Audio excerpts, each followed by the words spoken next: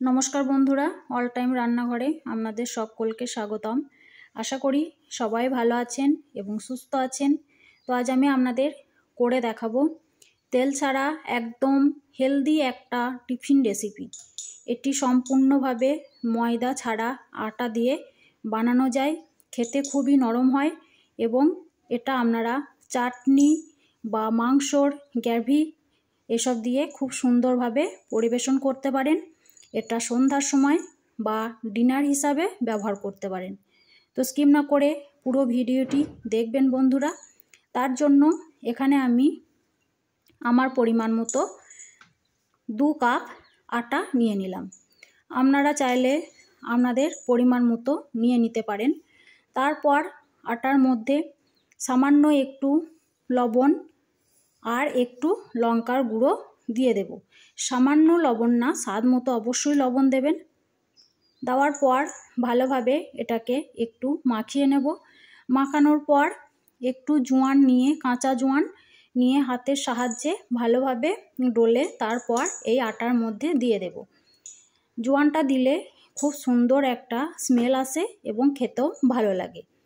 তো দেওয়ার পর একটু মিক্স করে নেব। মিক্স করার পর সামান্য করে নর্মাল টেম্পারেচারে থাকা জল দিয়ে একটা পাতলা ব্যাটার তৈরি করে নেব। এটা কিন্তু বানানো খুবই সহজ, একদম কোনো রকম ঝামেলা ছাড়া খুব সুন্দরভাবে বানিয়ে নেওয়া যায়। এই দেখুন বন্ধুরা, আমার কিন্তু ব্যাটার ভালোভাবে তৈরি হয়ে গেছে। কত সুন্দর স্মুথলিভাবে তৈরি হয়েছে দেখে বুঝতে পারছেন। এখন আমি ঘনত্ব দেখিয়ে দিচ্ছি, কতটা ঘনত্বর মধ্যে রয়েছে ব্যাটার দেখে বুঝতে পারলেন। চামচের গায়ে দাগ কাটলে কতটা মোটা রয়েছে আপনারা অবশ্যই দেখে বুঝে নেবেন। তো ভালোভাবে ব্যাটার তৈরি করা হয়ে গেছে। এখন আমি ঢাকা দিয়ে 10-15 মিনিটের জন্য রেস্টে রাখবো। ঢাকা খোলার পর ফিরে আসছি 15 মিনিট পর।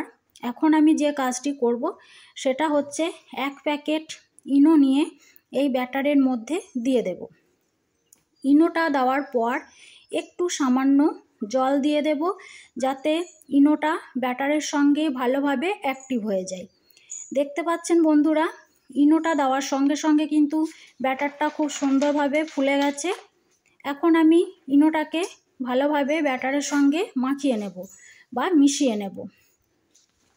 মেশানোর পর আর একবার আপনাদের ব্যাটারের ঘনত্ব দেখিয়ে দিচ্ছি। এই দেখুন বন্ধুরা, দেখে বুঝতে পারলেন কতটা ঘনত্ব রয়েছে। এখন আমি একটা গ্যাসের মধ্যে একটা ফ্রাই প্যান বসিয়ে দিয়েছি। প্যানটাকে একটু সামান্য গরম করে নিতে হবে। তারপর এটা যেহেতু ননস্টিক প্যান, যাতে না নষ্ট হয়ে যায়, তেল ছাড়া তৈরি করব, তার জন্য আমি একটু তেল দিয়ে ভালোভাবে টিস্যু পেপার দিয়ে মুছে নিলাম। তারপর একটু জল ছিটিয়ে দিলাম। জলটা কিন্তু শুকিয়ে যাবে। তারপর এটার মধ্যে আমি তৈরি করে নেব। জলটা শুকিয়ে গেছে। এখন আমি আর একবার টিস্যু পেপার দিয়ে ভালোভাবে মুছে নেব। মুছে নেওয়ার পর যে ব্যাটার আমি রেখেছিলাম তৈরি করে, সেই ব্যাটারটাকে কিন্তু যতবার প্যানের মধ্যে দেবেন ততবার কিন্তু একটু নাড়াচাড়া করে নেবেন, তা না হলে ওপরে ব্যাটারটা বসে থাকবে। এখন আমি 1 হাতা ব্যাটার নিয়ে প্যানের মধ্যে দিয়ে দিলাম।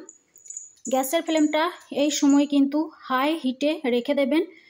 2-4 সেকেন্ড হাই হিটে রাখার পর এটাকে লো হিটে করে দেবেন।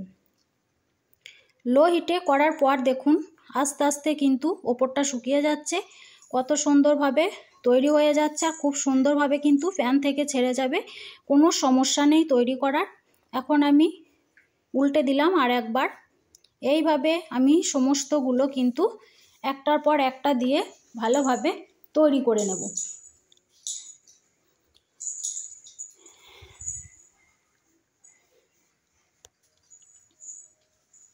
তো ভিডিওটি যদি আপনাদের ভালো লাগে অবশ্যই একটা লাইক করে দেবেন, কমেন্ট বক্সে আপনাদের মতামত জানাবেন। আর আমার চ্যানেলে নতুন হয়ে থাকলে প্লিজ চ্যানেলটি সাবস্ক্রাইব করে পাশে থাকবেন বন্ধুরা। এখন আবারও কিছুটা ব্যাটার দিয়ে দিলাম সেম প্রসেসে এবং একইভাবে আমি তৈরি করে নেব। দেখে বুঝতে পারছেন কতটা সুন্দরভাবে জালিদারভাবে তৈরি হচ্ছে। তো অবশ্যই বাড়িতে একবার তৈরি করবেন, দেখবেন খেতে খুবই সুন্দর হয়।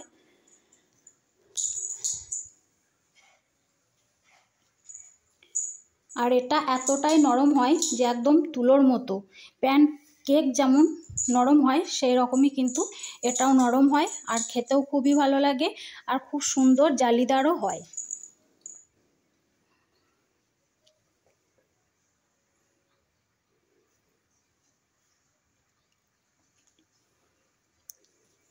এখন আমি সবগুলো ভেজে নেওয়ার পর আপনাদের দেখাবো বন্ধুরা। এই দেখুন বন্ধুরা, আমার কিন্তু সবগুলো তৈরি করা হয়ে গেছে। এরপর আপনাদের সামনে নিয়ে চলে এসেছি। দেখুন কতটা সুন্দরভাবে জালিদারভাবে তৈরি হয়েছে। এখন এটাকে আমি একটু মাংসর গ্রেভি দিয়ে পরিবেশন করলাম। তো অবশ্যই আপনাদের পছন্দ মতো টমেটো চাটনি বা সস বা মাংসর গ্রেভি দিয়ে তৈরি করতে পারেন। এখন আমি আপনাদের একটা ছিঁড়ে দেখাচ্ছি কতটা নরম হয়েছে। এই দেখুন খুব সুন্দরভাবে নরম হয়েছে, খেতেও খুবই ভালো লাগে। তো অবশ্যই ভিডিওটি ভালো লাগলে আমাকে লাইক, কমেন্ট আর সাবস্ক্রাইব করে পাশে থাকবেন। ধন্যবাদ।